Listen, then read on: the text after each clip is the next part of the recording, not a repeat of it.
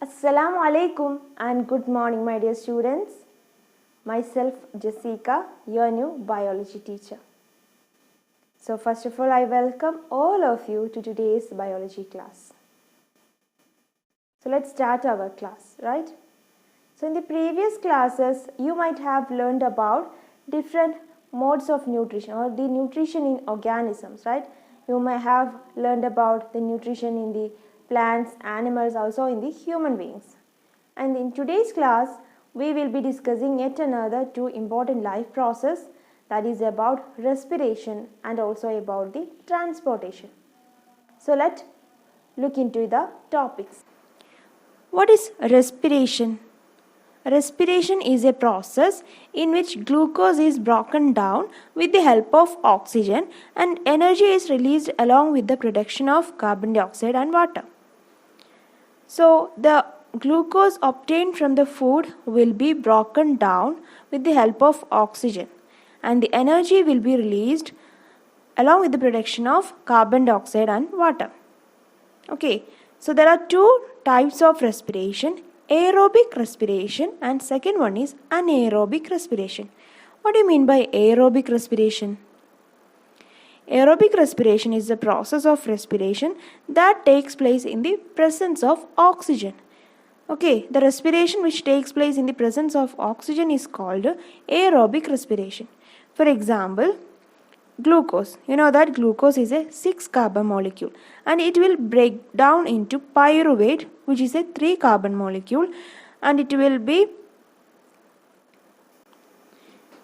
taking place in the cytoplasm of the cell, and in the mitochondria this pyruvate will broken down into 3 molecules of carbon dioxide and water with the release of energy. Okay. The next process is the anaerobic respiration. It is a process of respiration that takes place in the absence of oxygen. For example, in the yeast cells, glucose, which is a 6-carbon molecule, breaks into pyruvate, which is a 3-carbon molecule, right?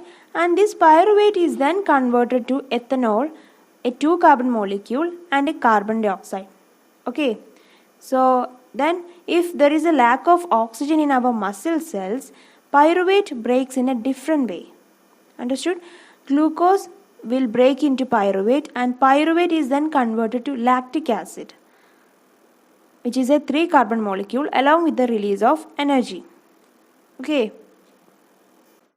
So we said that during this cellular respiration, energy is released. So this released energy during cellular respiration is immediately used to synthesize a molecule called ATP, which is used to fuel all other activities in the cell. So ATP is the energy currency for most cellular processes.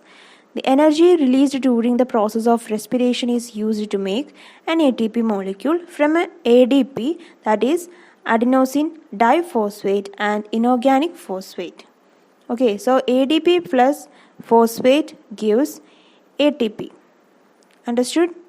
That is adenosine triphosphate. ATP means adenosine triphosphate.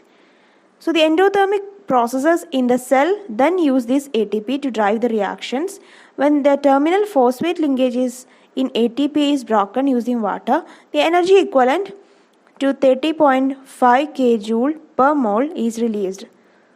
Okay, so this ATP is used in the cells for the contraction of muscles, protein synthesis, conduction of nervous impulses, and many other activities.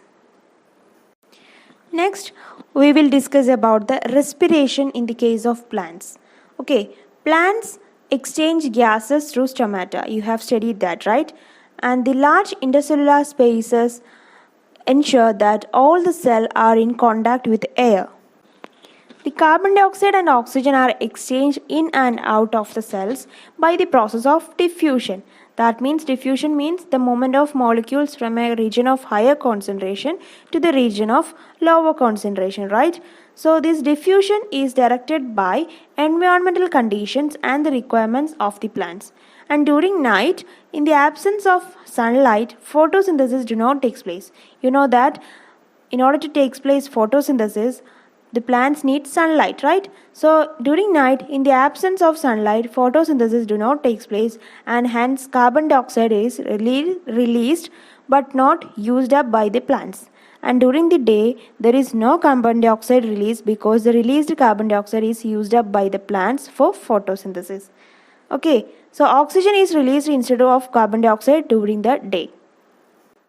Next, we will look at the respiration in animals. You know that in case of animals, we will be having aquatic animals which are living in the water, and we have terrestrial animals or terrestrial organisms which prefer the land.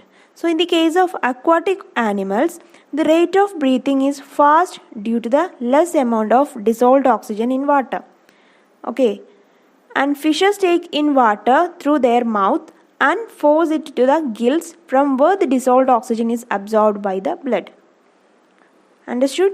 And in the case of terrestrial organisms, they use atmospheric oxygen, and different animals use different organs for breathing. In case of terrestrial organisms, different animals use different organs for breathing. The surface of organs is very fine and delicate and placed within the body. The passages are there in the body which takes the oxygen-rich air to the area of respiration. Next, we have the respiration in human beings. How the human beings will respire? You might know the process of breathing, right? That is the intake of oxygen and the release of carbon dioxide. So you know that the respiratory system of human have different parts like nostrils, pharynx, larynx, trachea, then lungs, bronchi, bronchioles, alveoli, then diaphragm, etc. Right? So the air is taken in through nostrils, and the air is filtered while passing through the nostrils by fine hairs and mucus that line the passage. And from nostrils, air passes to throat, where you can see rings of cartilages. And these rings of cartilages will ensure that air passage does not collapse. Okay. So within the lungs, the passage divides into smaller and smaller tubes which finally terminate in balloon-like structure, which are called alveoli. And network of blood vessels are present in the alveoli. So during breathing, air is sucked into the lungs and fills the expanded alveoli. The oxygen in the alveolar air is taken by the blood vessels after releasing carbon dioxide collected from all the cells of the body of the alveoli. That means the blood brings carbon dioxide from the rest of the body for release into the alveoli, and the oxygen in the alveolar air is taken up by the blood in the alveolar blood vessels to be transported to all the cells in the body. So during the breathing cycle, when air is taken in and out, the lungs always contain a residual volume of air so that there is sufficient time for oxygen to be absorbed and for the carbon dioxide to be released. When the body size of animals is large, the diffusion pressure alone cannot take care of oxygen delivery to all parts of the body. So what the body does, instead of that, respiratory pigments will take up the oxygen from the air in the lungs and carry it to the tissues which are deficient in oxygen before releasing it. Okay, so in human beings, the respiratory pigment is what? It is the hemoglobin, and it have a high affinity for oxygen. It loves oxygen, and as carbon dioxide is more soluble in water than oxygen, so it is transported mostly in the dissolved form in our blood. Next, we are going to discuss about another important process in our body, that is the transportation. Okay, so first we will discuss about the transportation in the human beings.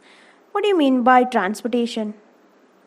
Transportation is simply the movement of any substance from one place to another, right? So the water, nutrients required for all metabolic activities should be transported in the body of plants and animals. Right? The waste materials or excretory products too shall move from one region to the region, from the region to the excretion, region of excretion, right? So transportation in animals takes place through circulatory system, which includes blood, blood vessels and heart. Okay, the circulatory system will include blood, blood vessels and heart. So you know that, and you have learned that blood is a fluid connective tissue consisting of a fluid medium called plasma. And the functions of blood are to transport food, oxygen, carbon dioxide, waste materials, etc. Okay, and a pumping organ is necessary to push the blood around the body, right? So which is that organ? Yes, heart.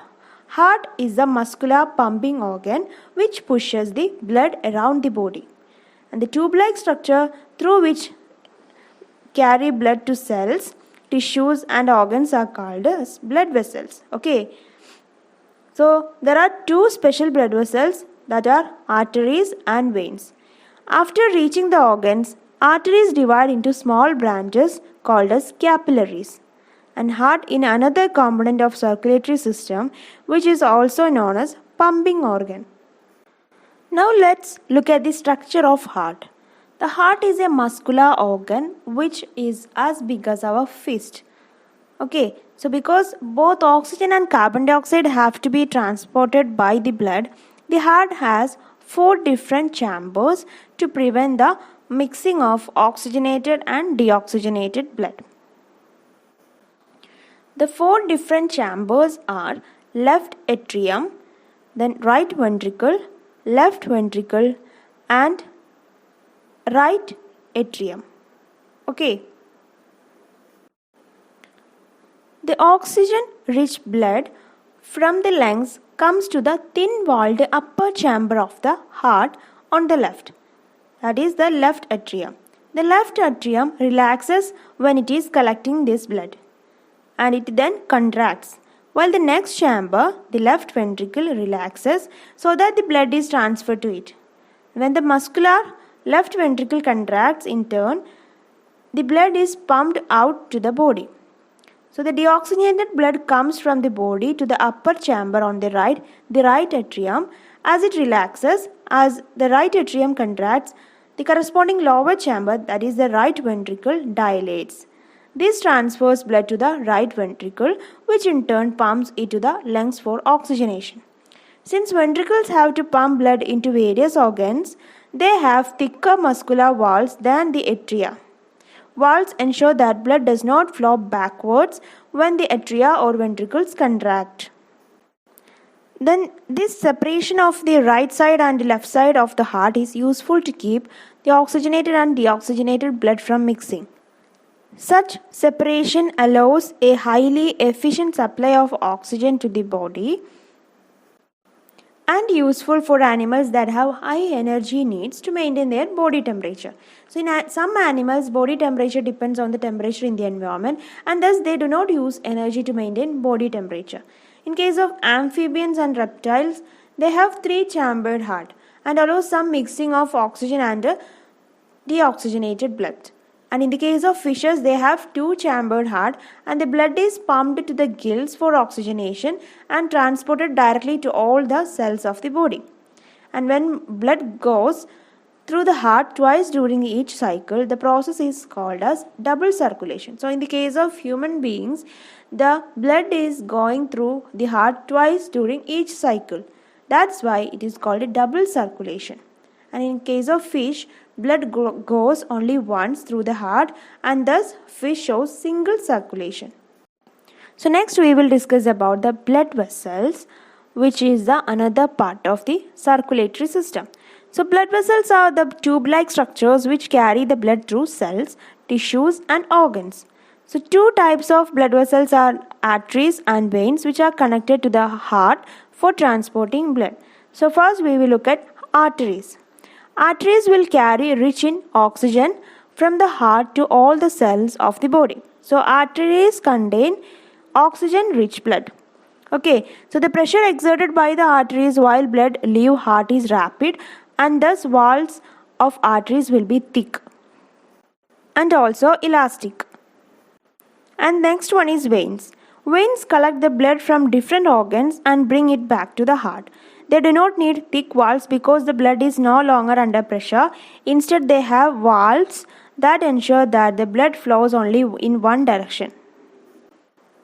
So, on reaching an organ or tissue, the artery divides into smaller and smaller vessels to bring the blood in contact with all the individual cells. So, in order to supply the blood into individual cells, the arteries will divides into smaller and smaller vessels. The smallest vessels have walls which are 1 cell thick and are called capillaries. Okay, so exchange of material between the blood and the surrounding cells takes place across this thin wall. The capillaries then join together to form veins that convey the blood away from the organ or tissue.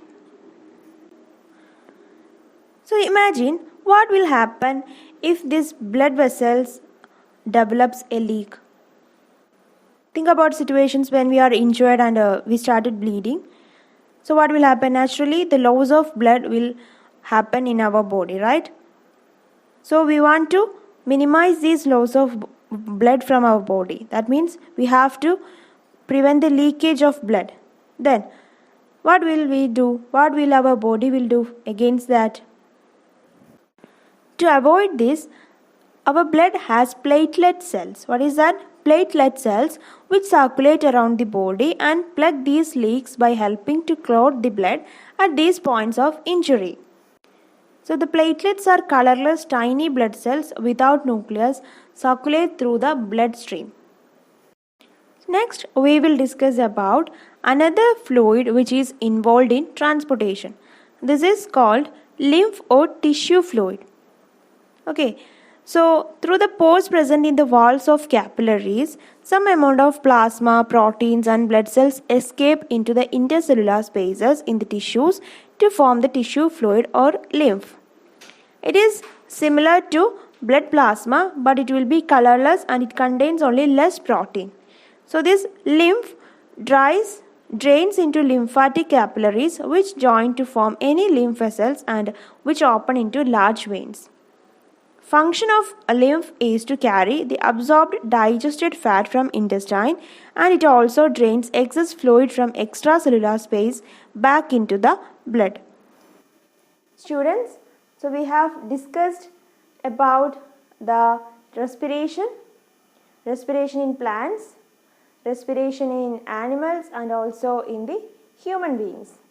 And also we discussed about the transportation and how the transportation is taking place in the human beings and also about the structure of heart. Okay, so I think all of you have understood the topics. If you have any doubt, we will be discussing it in detail in the live classes. Okay, so that's all. Thank you.